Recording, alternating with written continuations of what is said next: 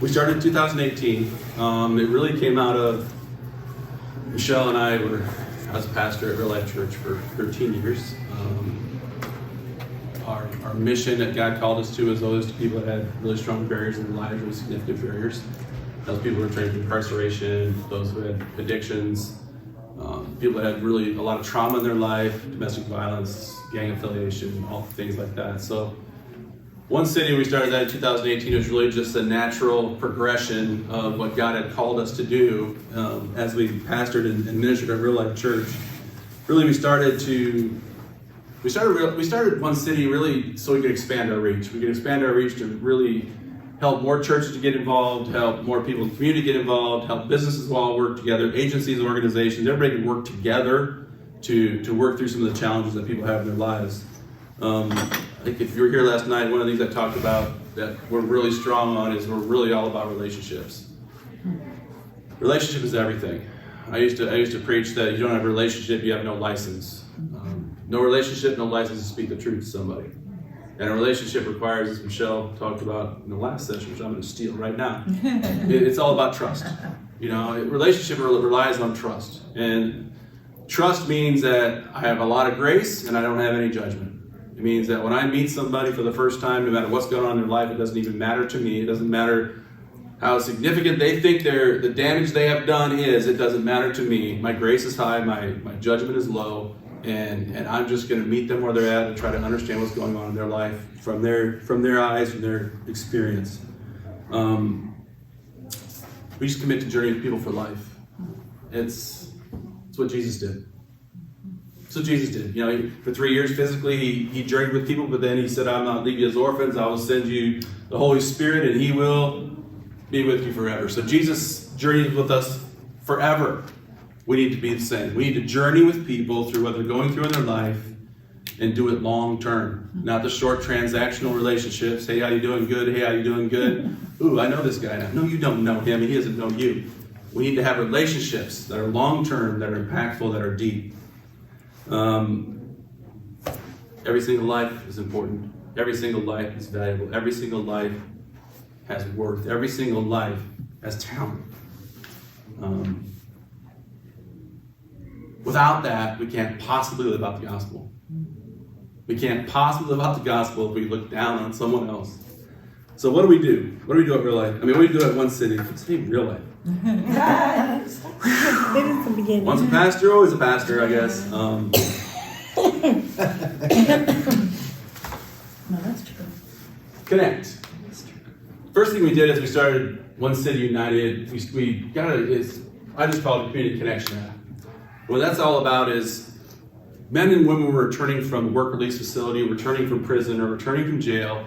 Many times not from this area. They wanted to get a new start, so they'd come here to Waterloo to get a fresh start.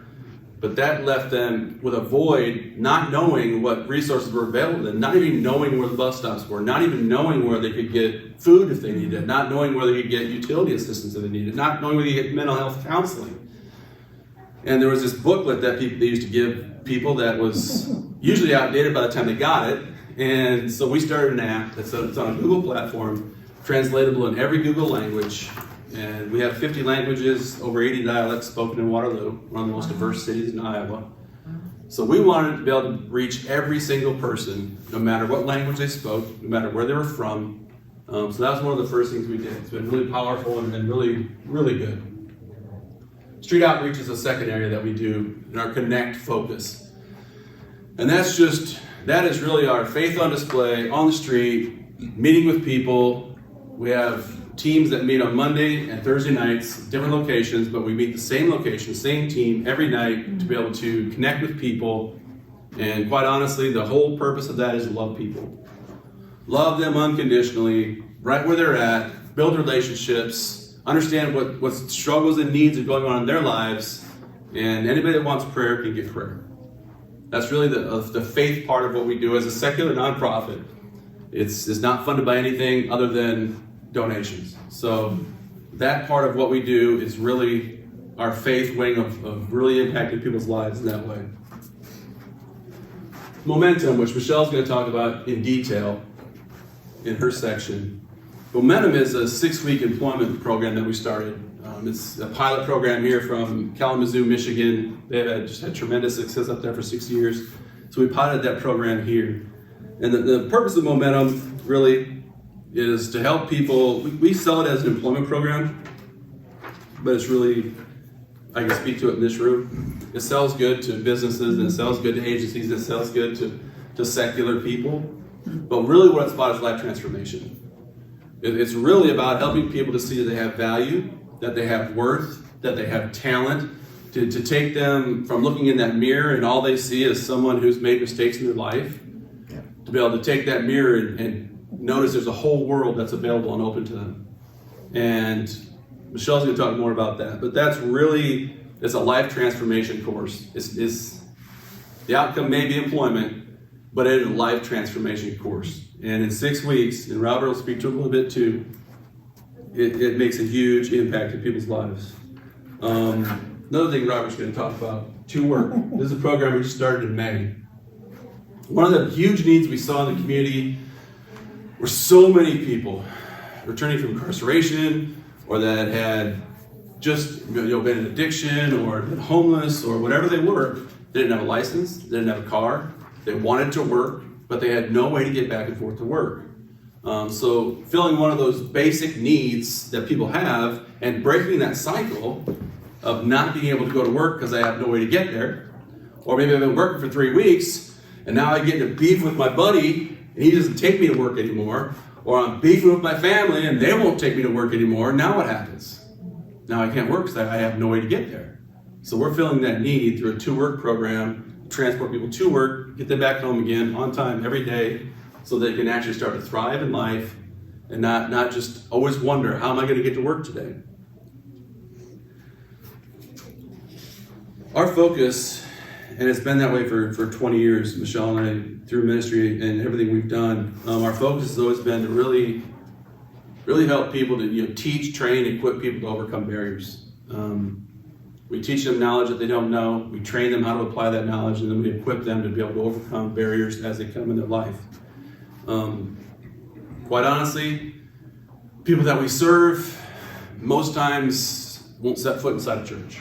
And it's not because they have anything against God or anything against Christian people. It's the guilt, it's the shame, it's that looking in the mirror and saying, I'm not worthy to go to church, right? And so we're frontline. We meet people where they're at. We start to build that hope in their life. And when you start to generate that real, true hope where they say, wow, I am valuable, I am worthy, I do have talent, I can put my past behind me. All of a sudden that opens up the door to, maybe I was wrong about God. Maybe I was wrong about faith. Maybe I do need to re-explore this again. So we're really kind of, in a way, street evangelists, in the way that we just open the door. We open the door so the church can do what the church does best. And we do what we do best, and that's to really start to generate that hope in their life. I'm probably about time, so Michelle, you're probably up. That's a quick overview of One City. I'll get some more at the end here, but I'm going to open it up for Michelle so she can talk more about momentum. Right.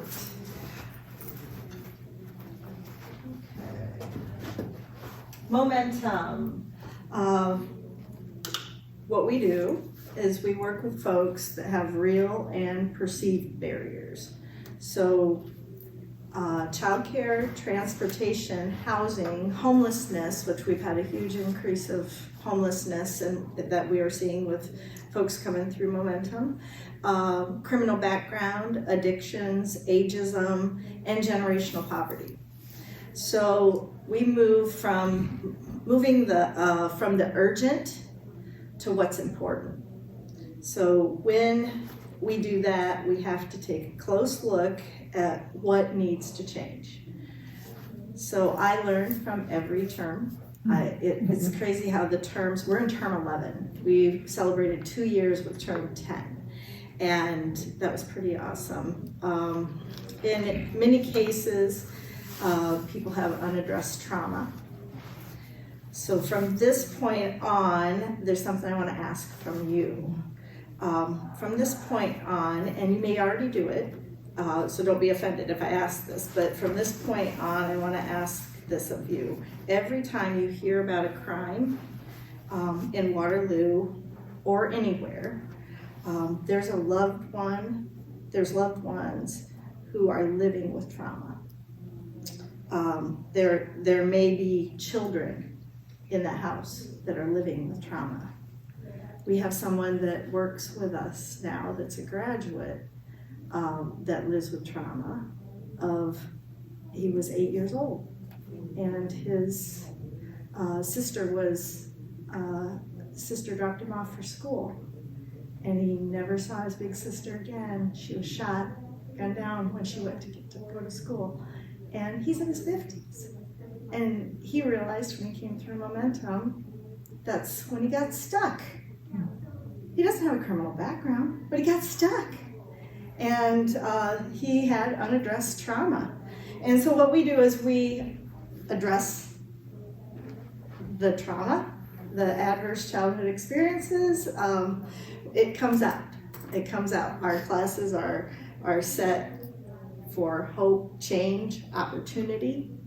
And so things start to come out. We almost like build a fellowship with Momentum. Every class, by the time they graduate, they're like a fellowship.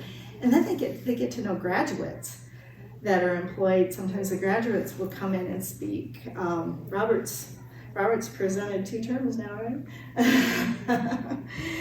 But it's taken on that trauma, and not just childhood trauma. We have adult trauma in our lives too. So pray for, when you hear of a crime, pray for the people and pray for their families, because we have a city. Waterloo's a city full of unaddressed trauma.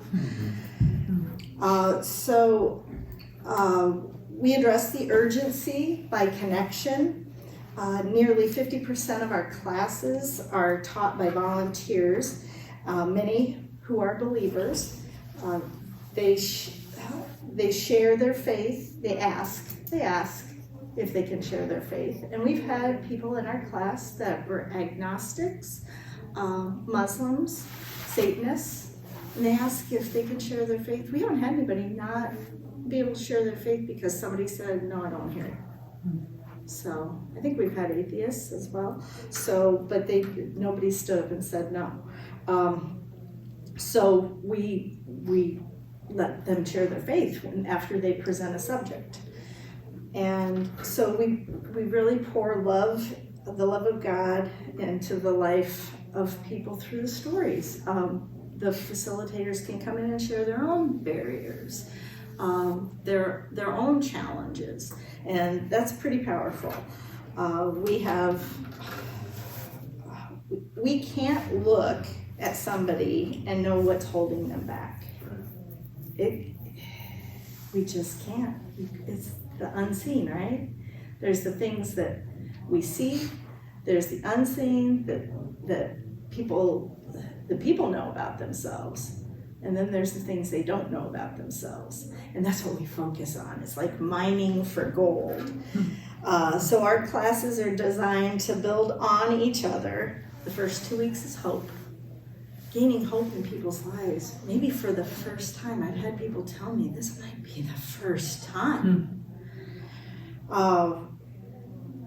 Hope, change, and opportunity. 2 weeks of each. We just finished term 11's hope.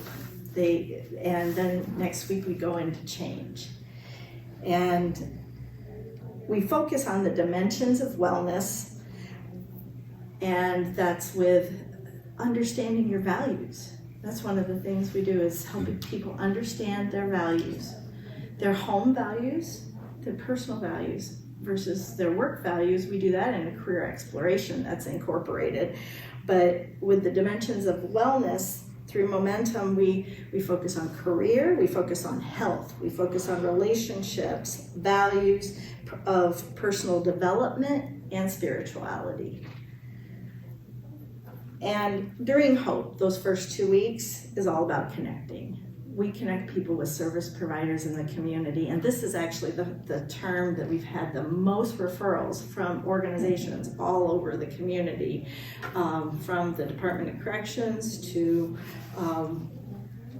we usually always have folks coming from out of treatment, or coming from a counselor's referral, but DHS is now referring, and I don't know. People's Clinic, and yeah, so people are getting sent to us, and then graduates refer folks too. So sometimes it takes a while when a graduate, you know, they've changed, and maybe some of the friendships they've made, they're not ready to change yet, but they're watching. Are you changing? You know, and so they're watching.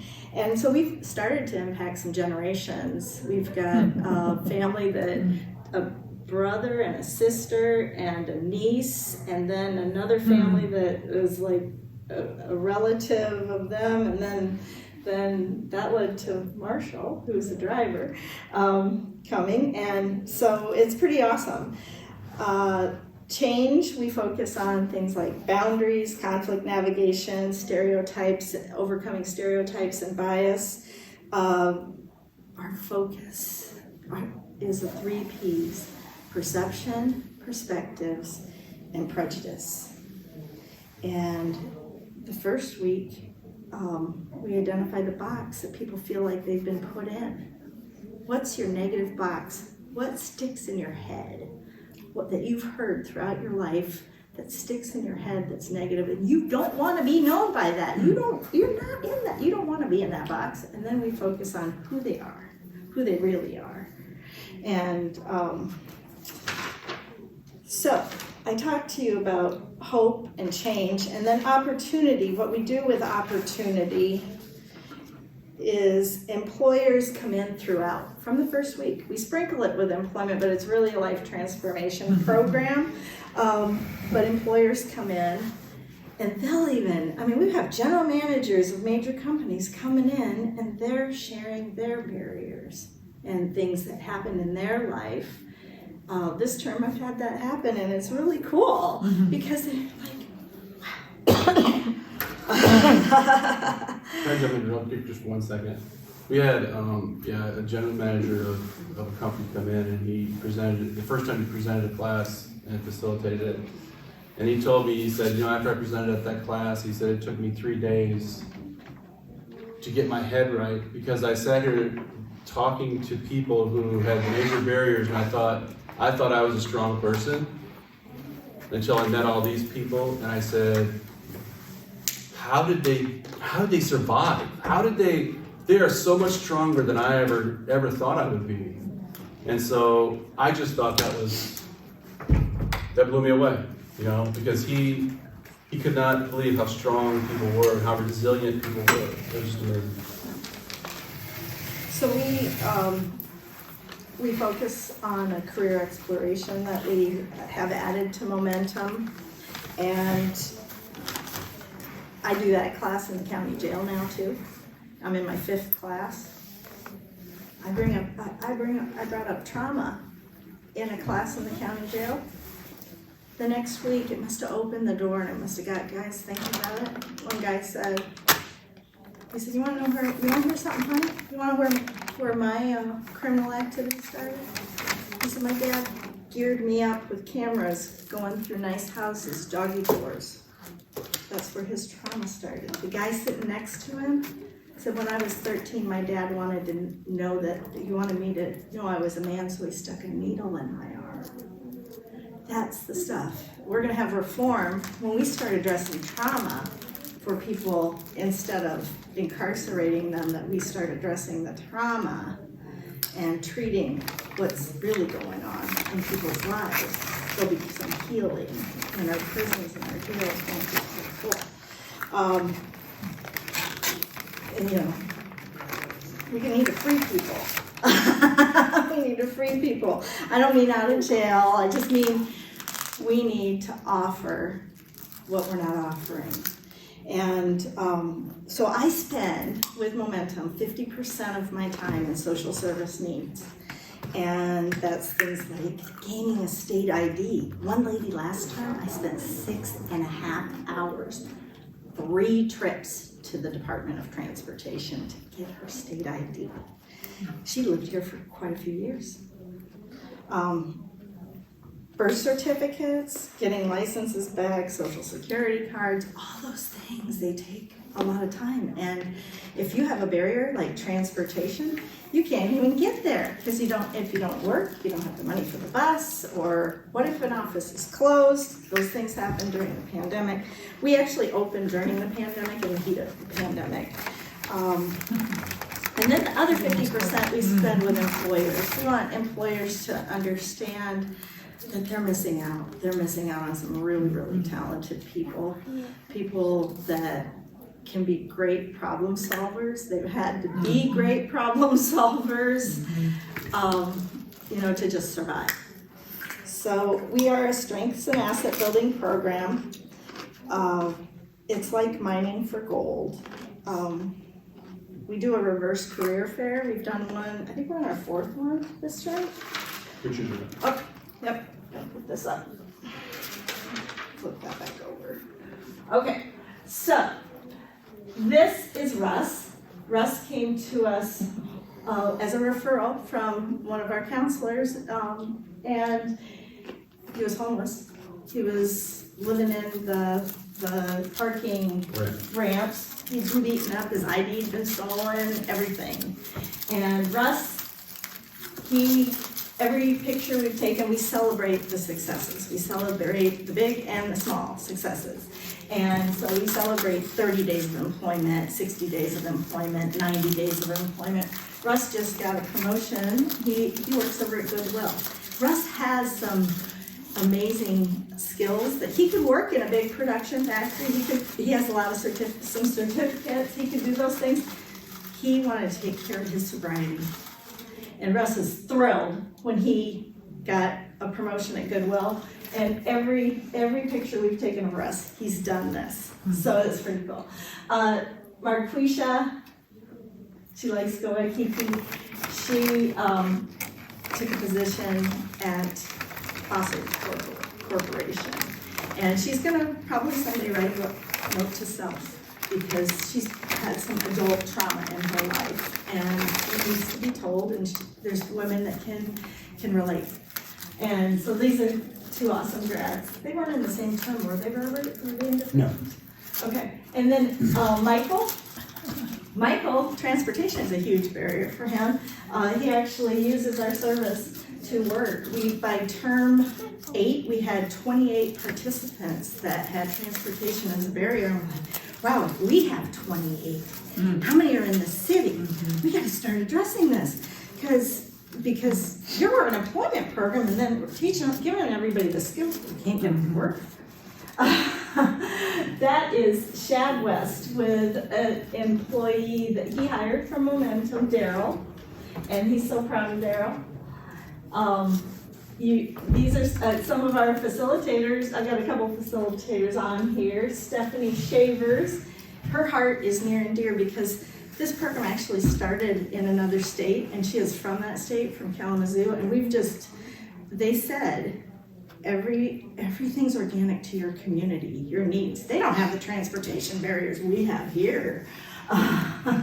One of the first things they do with the Department of with the DOT and the DOC is take people's licenses. So that's really made it even worse. So she knows the benefit because she saw 8 years of what it did in the city she came from. And so she teaches grit every term. And,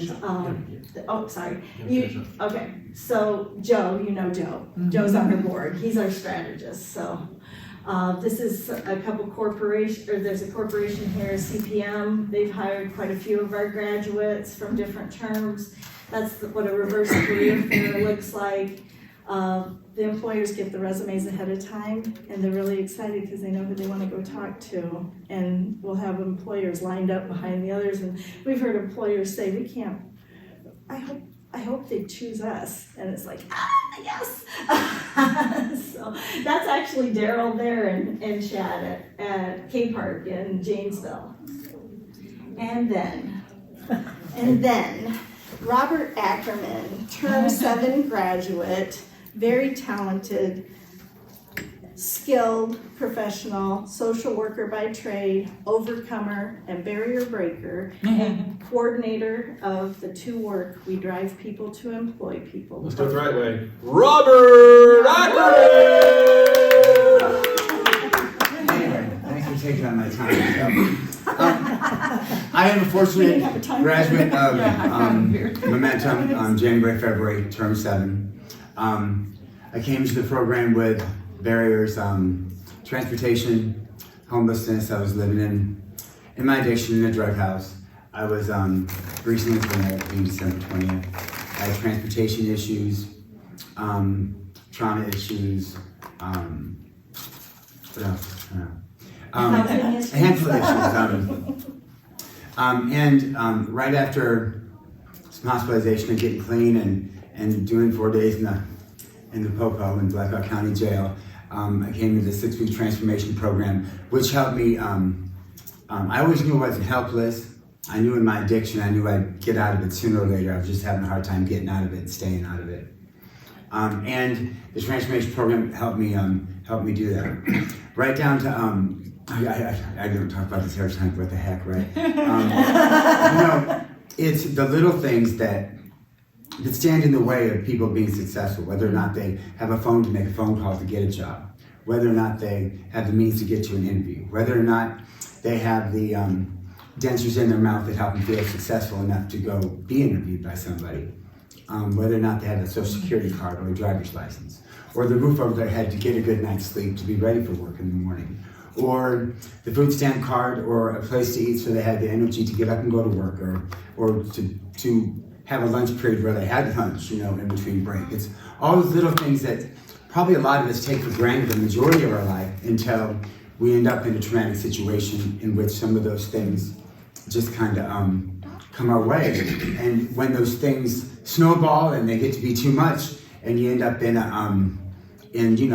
kind of, lack of a better, in the pits of hell, you know what I mean? You need some way to get out of it. And whether or not you're hopeful or you're feeling helpless is pretty much what the Momentum program helps to do for me, and helps be my current success as the two-work coordinator for One City. I was fortunate enough to get employed by them, and I'm fortunate that I've been able to make it to work every day and haven't gotten fired. And even got a little pay raise. A big pay raise, sorry. The thing is with our transportation work, I'm out of time, crunch. Transportation work program, it's a shuttle service in which we help guys from the facility get to and from work, which is going to help them successfully get out of the facility, have a job, and reestablish themselves in the community. It's an opportunity for people who have lost their jobs and or lost their way to and from work to engage with us and get a couple weeks of transportation. It's not a free service, it's a shuttle service, but it's a lot cheaper than a taxi. And some people don't necessarily feel like they may get hired out of Tyson or somewhere, but they haven't established that connection with getting to and from work with a coworker, a cheap means to and from work. And that's what One City and Two Work does for the folks who are transported with our service. What else was I supposed to talk about? At any rate, It's a ride share. ride share, huh? I mean, it's a ride share. Yeah, it's right. It's a shuttle service. We're currently helping about anywhere from 26 to 30 people, about 26 people a day. It could always get bigger and better, but with that, it just comes from the ability to put more vehicles on the street, and have the funding to be able to do that, right down to the people who drive the vehicles to get to and from work.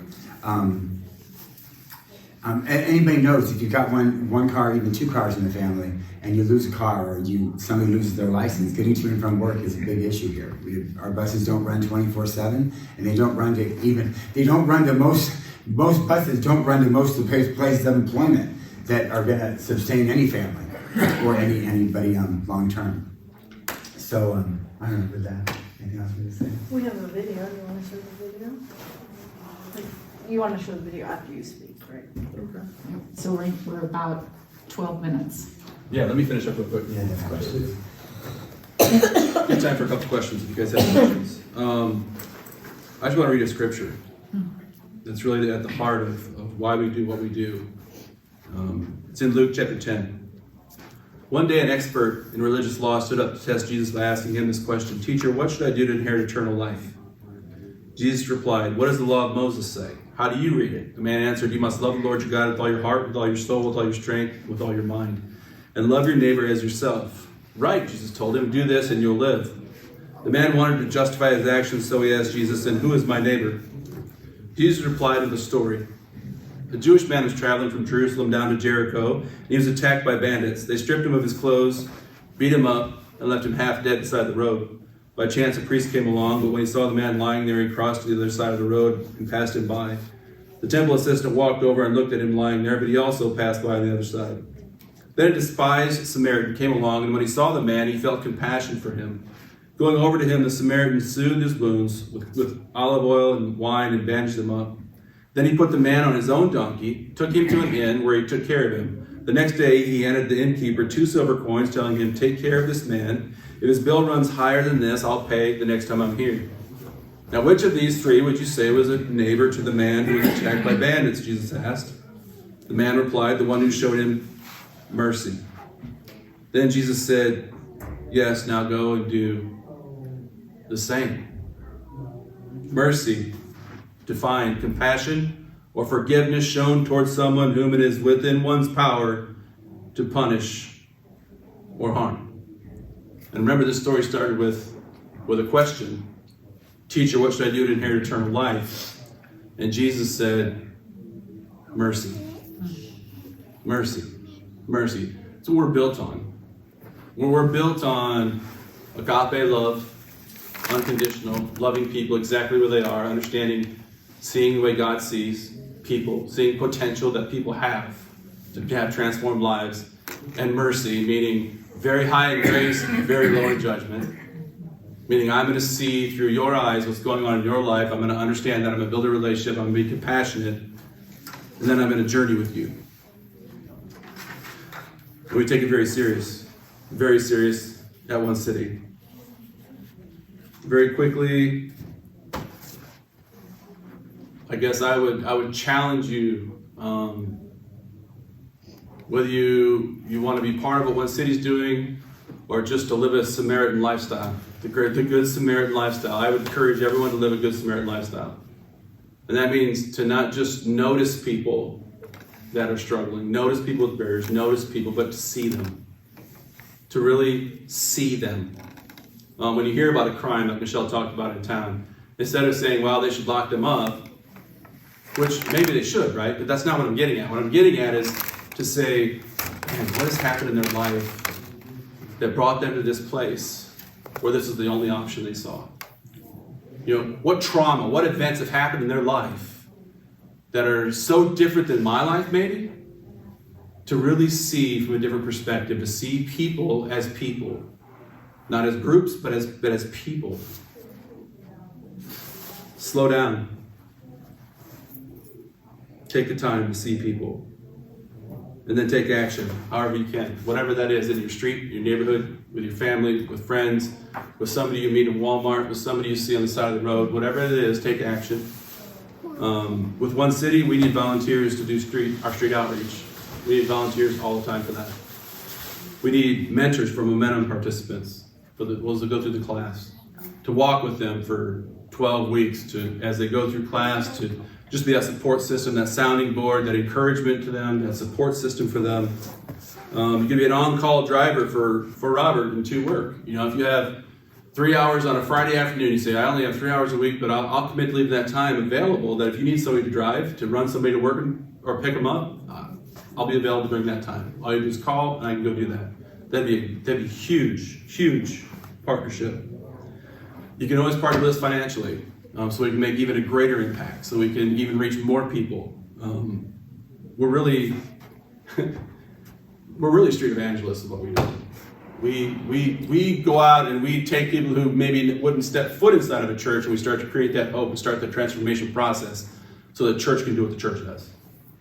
So they can get connected with the church. So they actually can start to say, maybe it's not God's fault my life is this way. maybe what I've learned about God when I was a kid, maybe that is true. I need to explore that. And that's what the church's position should be. Or do you have office administrative skills? So this is the first. Do you have administrative skills in an office setting? No. Because we don't. We struggle through it every day because we have to.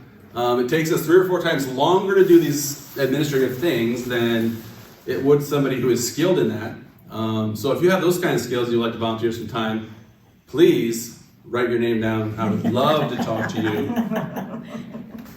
There's just so many ways to live out what Jesus is teaching in this story. There's so many ways to live it out. Don't pass by someone without the opportunity to make an impact in their life. Questions?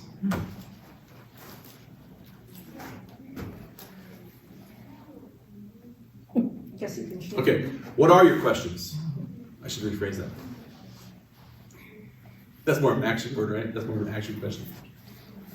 Well, you say that you do what you do so the church can do what they do. Yeah.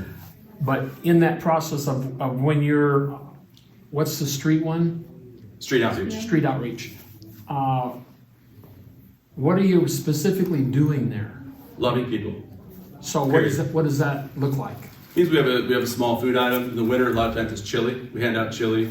We connect with them, find out what's going on in their life, build a relationship, start that relationships, which gives us license to speak the truth to them. Meeting someone for the first time. The reason traditional evangelism doesn't work, door knocking, is because the minute they open the door, they're like, okay, what do you want from me? You know, the initial, they step back. What we do in our street outreach is we welcome people to us. We're not expecting anything from them. We're giving them something. We're giving them relationship. He's got to drive. He's got to drive. Our drive's gonna be work. Thanks, Robert. So what we're doing is we're turning the tables on it. We're just saying, you come to us, we don't expect anything from you. We're giving you a food item, and we're giving you a relationship. So it makes it a soft grab instead of a hard grab. If that makes sense. Were you in different locations through the 2 city? locations. 2 different locations. We've had 3. Right now we're at 2, and Yeah. right now we're looking at, we've had, Rekindle the. We need volunteers. yeah, we've done it for 2.5 years. We were out there during COVID, only taken how much time off? Probably 2 times we shut down because we were fearful for the folks that were out there that they'd catch something or, catch COVID or whatever. Just out of respect.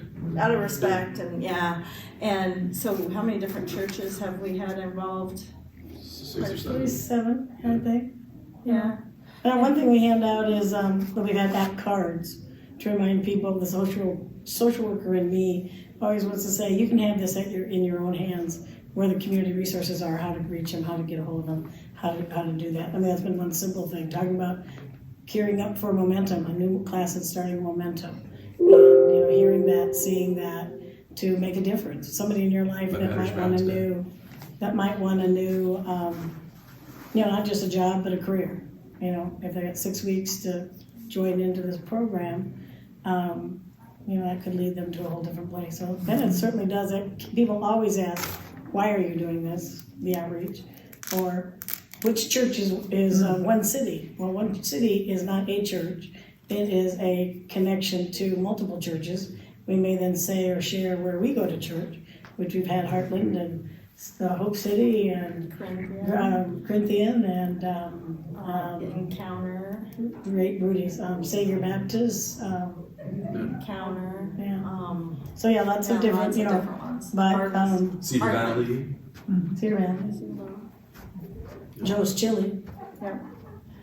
And then we also bring some service providers will come on Monday nights. Somebody from Amani Services comes.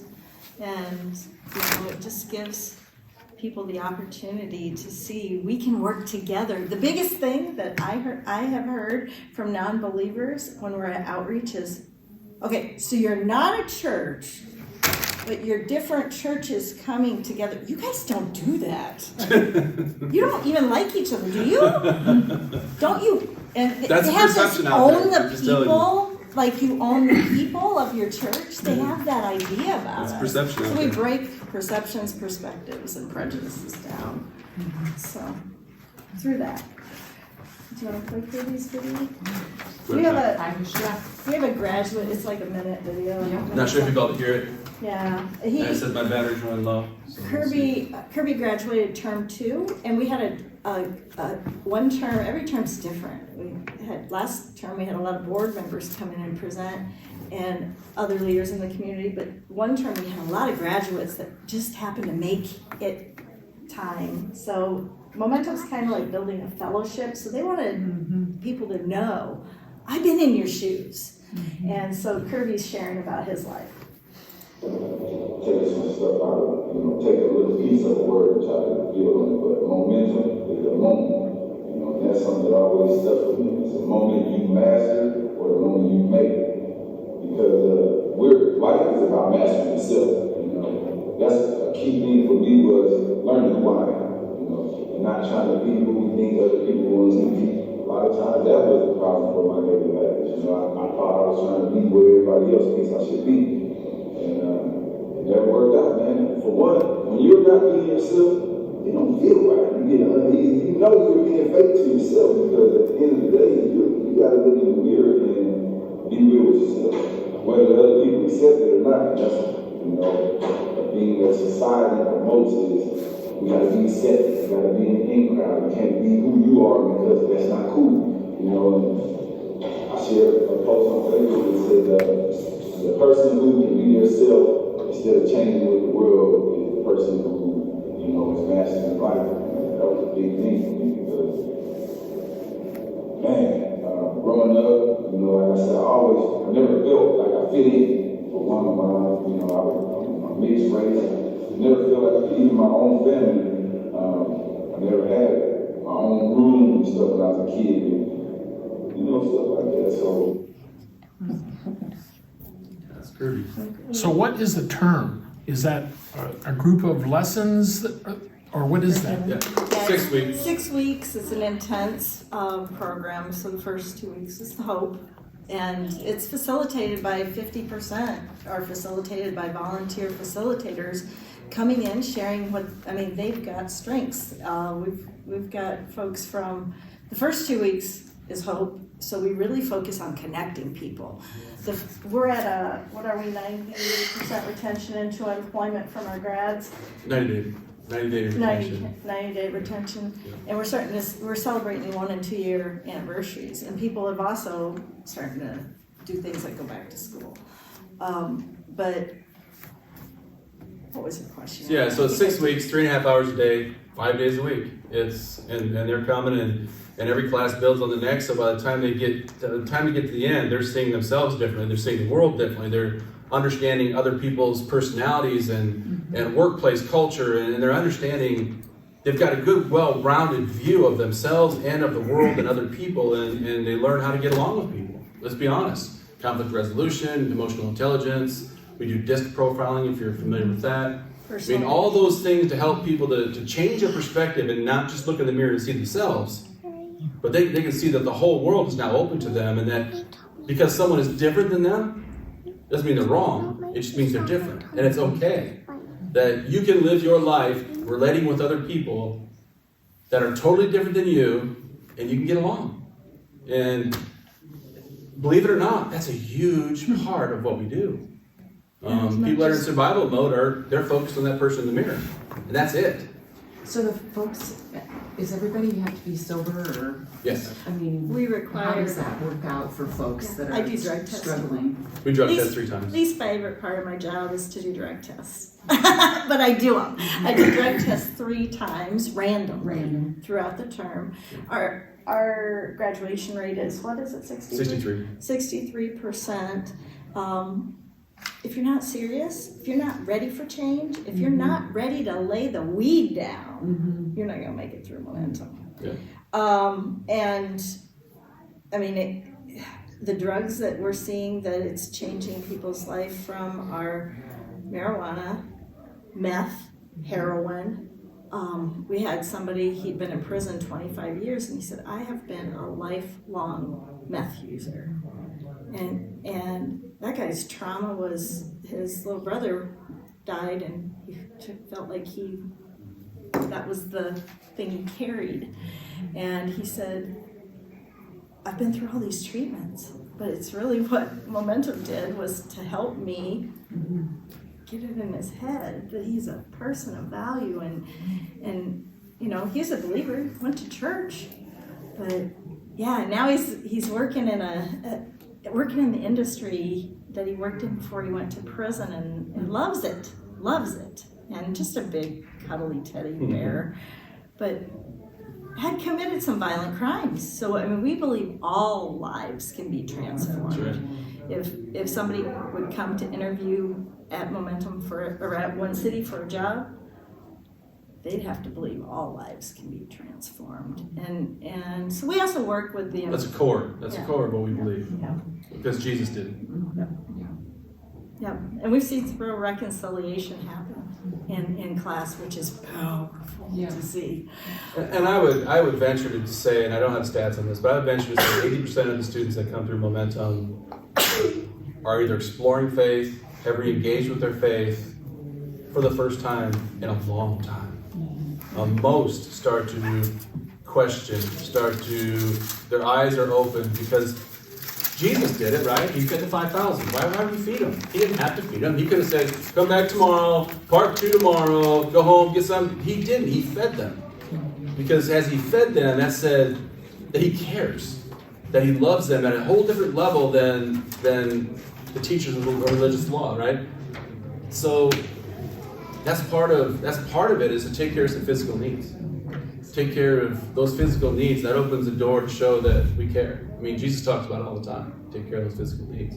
And there's nothing about Momentum that ends after 6 weeks. No. That's just the beginning. Because people come back, they come back for graduation, they come back and speak, they come back just to feel that camaraderie. One thing that I've loved the most, just popping in and out, is there's sheets from the very first day with their names on them. You know, big white papers.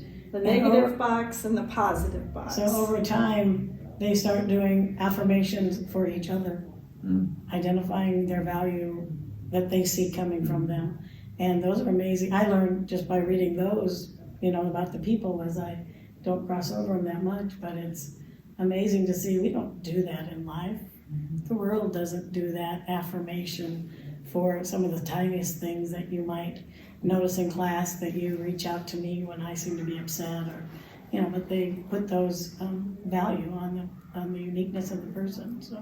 So have you seen people drop out of the program and then recognize it was of value and then come back? Yes. yeah. Yeah. No, nobody's ever closed out for good, unless they do something violent. And that may be. But yeah, we've had people come back the second time that didn't make it the first time, and they graduated, and there's always tears at graduation with them, because they know what it's cost them to go 3 weeks and drop out and then come back and make 6 weeks on another term. So yes, we have, and it's a different level of feeling for them to come through that second time and make it. It's huge. I even had somebody reached out to me that, you know, it's not uncommon to walk somebody out because they came in high. But you know what? I don't walk them straight out. I walk them straight to their counselor. and this guy just contacted me. He's in Dubuque in a sober living, and he said, I'm moving back to Waterloo. When's the next term? I'm like, wow. Yeah. And some people drop out and are gone, but it's still open to come back. Some were not ready at all, didn't take it seriously at all, thought it was another hoop to jump through to show my PO or something that I'm doing it. Well, you can't really do this class without getting committed. We do an application and 2 interviews just to get in. Do they have to start over, or do they start They over? have to start over with a whole new. They gotta be a part of that same bond. They have to commit to start over. Yep. And, yeah. It's, Other questions, and then just so that if you want to leave, you can, but we certainly can stay and visit with these guys. Anything, Sharon, any question, or Roger? No? Okay, great. Well, let's just formally thank One City. We appreciate it very much.